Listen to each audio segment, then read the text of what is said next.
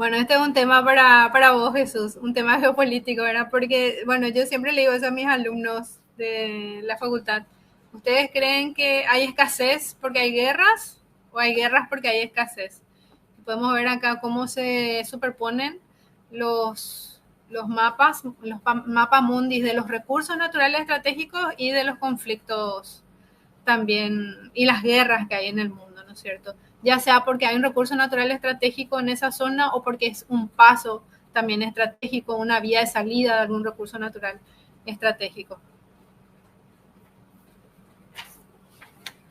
Con respecto a esa dicotomía o ese binomio, eh, yo creo más bien en el tema de las guerras se hacen para crear condiciones estructurales de sometimiento de los muchos en manos de los pocos y que luego la escasez, aunque parto también de la idea de que los recursos son finitos, es decir, que se acaban, pero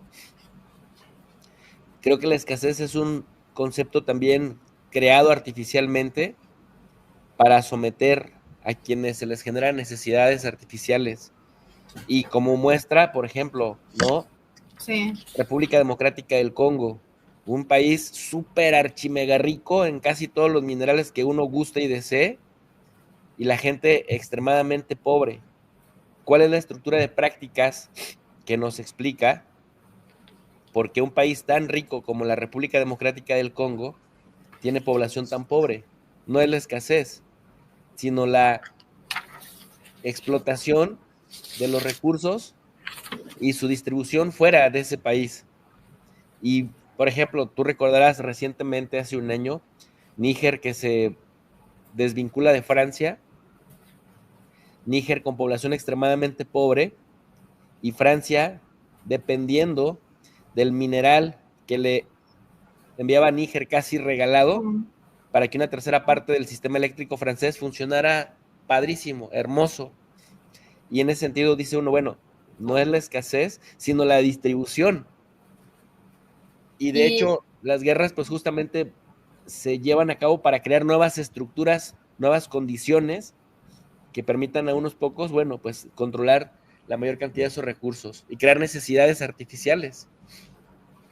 totalmente. Y este tema también nos lleva a algo que muchos analistas dicen, como Antonio Turriel, que es interesante escucharle también, que no es posible pensar en una transición energética con los niveles de consumo que hoy tenemos. O sea, no es que podemos pasar de los 620.000 exajoules de consumo energético mundial 2023 a 620.000 exajoules de energías renovables 100%, porque no hay recursos naturales suficientes. Necesitamos minerales que son escasos, como el coltán, como inclusive el cobre, la plata, el oro, tierras raras, para justamente construir los equipamientos, ya sean paneles solares, molinos eólicos. Los recursos hidroeléctricos también son limitados, ¿no es cierto? Entonces, no hay suficientes recursos minerales y naturales para reemplazar el ritmo de consumo que hoy tenemos. Por eso lo que es clave también, lo que está haciendo China, de cambiar el transporte particular, digamos, por la calidad del servicio, por un transporte colectivo como son los trenes y los trenes rápidos. Y ahí también en este punto es increíble cómo países como Alemania, que tienen, por ejemplo, el Partido Verde, que es un partido supuestamente que está a favor de la ecología, que finalmente se convierte en un partido beligerante que impulsa toda esta industria armamentista y que inclusive favoreciendo al final al complejo militar de Estados Unidos, favoreciendo a que Estados Unidos también sea el que venda gas natural con un costo logístico enorme, cuando que lo lógico sería que Alemania y Europa en general se surta del gas que está más cerca y a mejor precio, como es el de Rusia. Y además, este partido se da el tupé de decir que había sido, ahora el carbón ya no es más, el carbón mineral ya se está volviendo verde, inclusive la energía nuclear se está volviendo verde, tratando de con eso justificar que ellos siguen camino a la transición energética verde sabiendo bien lo contaminante que es el carbón mineral y que es también un recurso no renovable que si bien tiene reservas mayores que petróleo, que gas natural, también se va a agotar, ¿verdad? Entonces tienen ahí un doble rasero y una posición hipócrita respecto a lo que nos piden a nosotros también que hagamos desde el sur global. Sí, oye, ya recurriste a otro concepto más nuevo, Sí, ¿no? sí. Estoy aprendiendo contigo, Jesús. Eres muy modesta y vaya que sí tienes muchísimo conocimiento. Pero bueno, sí, definitivamente, Mercedes, coincido en esta última parte y me quedaba pensando yo, por ejemplo, como un país como Estados Unidos, Laura Richardson recientemente decía, bueno, recientemente hace un año, decía, sí, tenemos, bajo esta lógica monroísta, tenemos Sí. el triángulo del litio en Chile, Bolivia y Argentina. Tenemos, decía, el 20% del oxígeno del pulmón del mundo en la Amazonía, particularmente o principalmente brasileña. El petróleo mexicano, colombiano y venezolano. Es como de, ¿eh? Sí. ¿Cómo que tenemos, no? Sí. El patio trasero. Y el evitar que las poblaciones de estos países que son ricos y abundantes en recursos naturales difícilmente puedan tener acceso a ellas, con cinturones de pobreza y de miseria en las principales zonas urbanas, en Buenos Aires, en Río de Janeiro, en la Ciudad de México. No sé cómo sea el caso de Asunción, pero cuando tú También, viajas sí. a diferentes capitales latinoamericanas, ves cinturones de pobreza y de miseria que yo lo vi en Bogotá, ¿no? Que te da una tristeza, una pena brutal cuando dices nuestras poblaciones no tendrían por qué estar así, debido a que nuestros países son lo suficientemente ricos como para proveer. ¿Qué variable nos explica que esté así? Pues la distribución, ¿no? Y los mecanismos que se van creando para que así sea. Mercedes, para ir cerrando, te quiero preguntar, a mí algo que me preocupa mucho con el tema eléctrico, que nos los venden como la panacea de la transición energética, pero esto lo planteo, lo pregunto desde la ignorancia que reconozco públicamente al respecto del tema, ¿hasta dónde podría resultar verdaderamente un mundo más limpio con el tema del transporte, con los autos eléctricos y hasta dónde los insumos que se requieren para hacerlo posible, las baterías, etcétera, cuando terminan su vida útil, no son contaminantes Sí. o es mucho menos contaminante que, que los fósiles?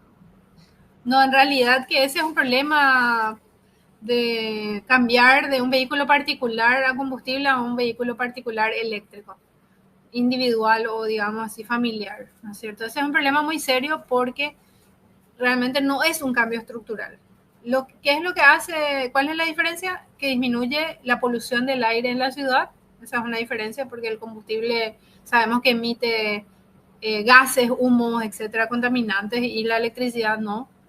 Pero en algún lugar se está emitiendo ese gas, ¿verdad? Porque como hemos visto en el mundo, más del 60% de la energía eléctrica se produce con energías no renovables. Entonces, en la ciudad no se está poluyendo el aire, pero en la zona donde está la generación eléctrica, sí, con carbón mineral, con gas natural, energía nuclear, lo que sea, ¿verdad? También una parte es renovable. Entonces, ahí ya desde la energía primaria vemos que cambiar de un combustible fósil en un vehículo particular a uno eléctrico no es una diferencia muy grande.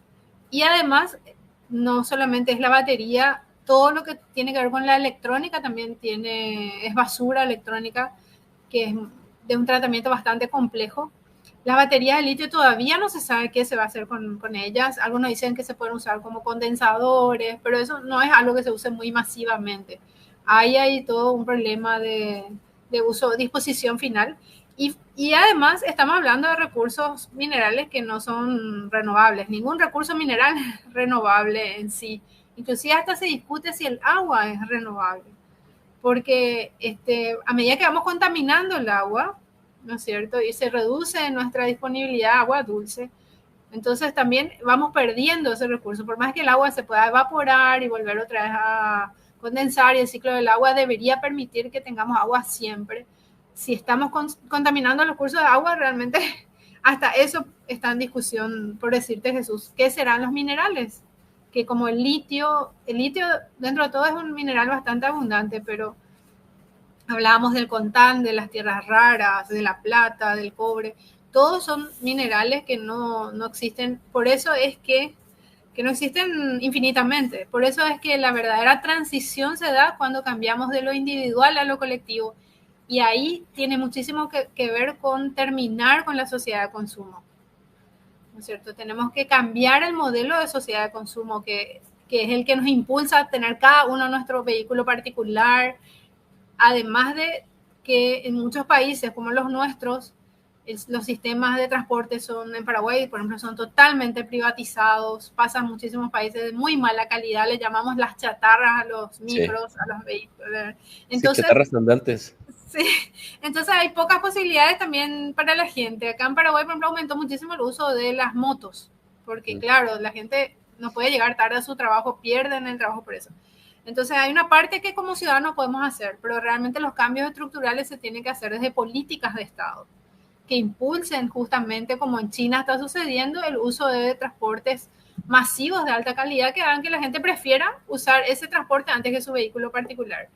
Pero efectivamente coincido contigo, Jesús, en que no vamos a cambiar, no vamos a mejorar nuestra huella de carbono, ni vamos a volvernos más verdes solamente cambiando un vehículo particular a combustible por uno eléctrico. Eso no es un cambio estructural.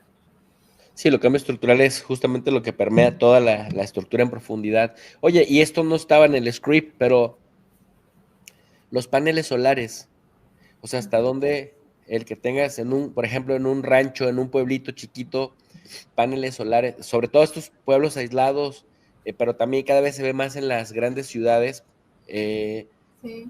los paneles solares para garantizar que el 100% del año, o los hospitales, ¿no? Que de pronto viene una tormenta y se va la luz convencional basada en el carbono, eh, y tiene sus paneles solares, hasta dónde estos, cuando terminan su vida útil, también son contaminantes o hasta dónde son ecológicos. También tienen electrónica, también tienen metales especiales, ¿no es cierto? Usan también algunos minerales escasos. Entonces tampoco no podemos pensar que el 100% de la energía eléctrica, por ejemplo, puede ser solar, porque el otro problema es que es intermitente. No solamente no hay de noche, sino que en días nublados produce menos también. Días nublados, días lluviosos se produce menos energía solar fotovoltaica. Entonces, cuando hablamos de un hospital, por ejemplo, y necesitamos un respaldo térmico, o algún respaldo o una batería, para que de noche también alcance, ¿no es cierto? Y la batería otra vez con litio, hay otros materiales, para batería hay muchísimos materiales que se están estudiando. El vadio, por ejemplo, hay baterías de vadio que aparentemente tienen una vida útil más larga y que, donde el vadio se puede reciclar nuevamente, entonces ahí no hay un daño ambiental como con el litio. Y así se están investigando muchos otros tipos de baterías como de sodio, pero son muchísimos. Pero siempre las baterías van a tener un costo elevado, o sea, no estamos más hablando de energías como fue en su momento el petróleo cuando estaba por el piso, el gas natural y el carbón, no. Ese tipo de energías tan concentradas no tenemos, porque esa es la característica de las energías renovables en general, no convencionales, que son dispersas. La energía solar es dispersa. Entonces necesitamos muchos paneles, muchísimos paneles para tener lo mismo que un barril de petróleo. Pero la comparación es hasta absurda cuando se hace. Entonces, al ser una energía dispersa que necesita recursos minerales, necesita una batería o necesita traer un generador eléctrico cuando no hay energía solar, hace que tenga limitaciones. Es un complemento, ayuda, pero tiene limitaciones y no nos va a llevar tampoco a seguir consumiendo la energía como hoy consumimos el petróleo. ¿Podríamos decir que entonces China lo está haciendo mejor que Estados Unidos, a pesar de Sí, esto que explicas? no, totalmente, porque como parte de una matriz eléctrica es muy importante que haya energía solar, tanto fotovoltaica como también térmica. La energía solar térmica es muy útil, por ejemplo, para el agua caliente sanitaria, ¿no es cierto? Para el agua de la ducha, para usos industriales también. Inclusive se habla de la trigeneración, donde el calor que produce el sol o otra fuente que puede ser biomasa también se usa tanto para generar frío por un ciclo que se llama absorción, que puede producir frío para aire acondicionado o para refrigeración. También calor, ¿no es cierto? Que puede ser vapor de agua, por ejemplo, para industrias, o el agua caliente sanitaria y electricidad. Entonces, tres cosas se pueden generar con calor, que puede ser el calor del sol o de otra fuente como biomasa. Tiene que haber eso en la matriz, lo está haciendo muy bien China, pero a diferencia de China, Estados Unidos y Europa, lo que no están enfatizando es esos cambios estructurales en Europa un poco, sí, porque tiene algo de transporte eléctrico masivo y de alta velocidad, pero Estados Unidos casi no tiene nada en transporte masivo. No tiene tiene creo que una sola línea de trenes rápidos en un tramo bastante corto. Ellos han dejado caer toda su infraestructura porque ellos realmente son defensores de ese sistema de libre mercado tan amplio que el mercado lo regula todo y el mercado resuelve todo. Y no es así. El mercado no resuelve todo porque el mercado va a lo individual, va al consumismo, ¿no es cierto? Entonces se tiene que complementar con planificación estatal como está haciendo China. Sin duda alguna. Pues gracias por aclararnos estas dudas, querida Mercedes.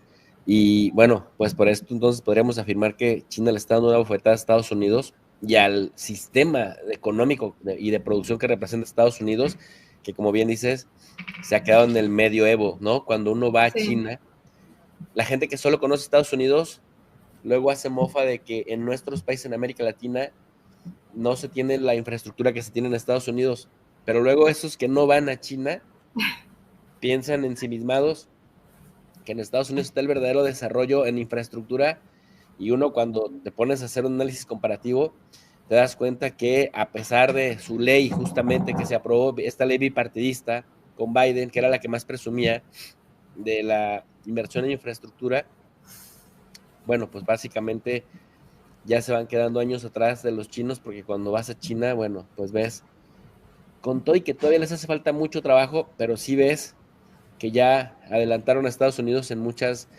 maneras.